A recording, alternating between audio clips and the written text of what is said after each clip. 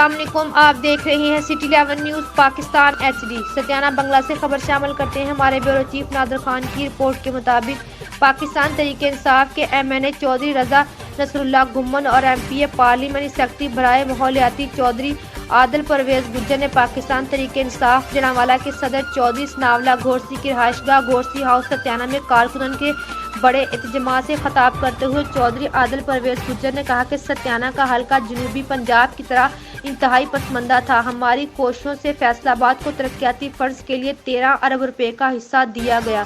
हल्का PP 102 के हिस्से में 1 अरब 25 करोड़ रुपए के फंड्स आए। इन फंड से हल्के के लिए सोलंग और नालियों का जाल बिछाया जा रहा है। अनकरीब फैसलाबाद से तांदावाला तक, सत्याना से जामरा और सत्याना से जनावाला तक कारपेट रोड पर काम शुरू हो जाएगा। उन्होंने कहा कि आइंदा इलेक्शन में अपनी कारकर्दगी की बुनियाद पर लड़ूंगा। अगर हल्के की आवाम की तवक्कुआत पर पूरा उतर सका तो बेशक मेरा साथ ना दे। उन्होंने कहा कि बल्दियाती इलेक्शन में पाकिस्तान तहरीक इंसाफ को वोट देकर फतह दिलवाएं।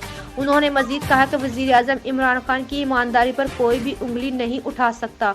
उन्होंने कहा कि हुकूमत अपोजिशन की आइंदा की भी सियासी और एहतजाजी हुकूमत अमली से परेशान नहीं, बल्कि हुकूमत हर महाज पर अपोजिशन का मुकाबला करने को तैयार है। उन्होंने कहा कि हुकूमत तमाम फैसले मुल्की मफादात में कर रही है और मुल्की माशियत बेहतरी की जानब गामजन है। हुकूमत ने अदारे में सियासी मुदाखलत खत्म कर दी, जिसका सारा क्रेडिट वज़ीर आज़म इमरान खान को जाता है। उन्होंने मजीद कहा कि अपोजिशन ने अपने मफादात के लिए रियासत मुखालफ बयानिया अपनाया जो किसी तौर काबिल कबूल नहीं।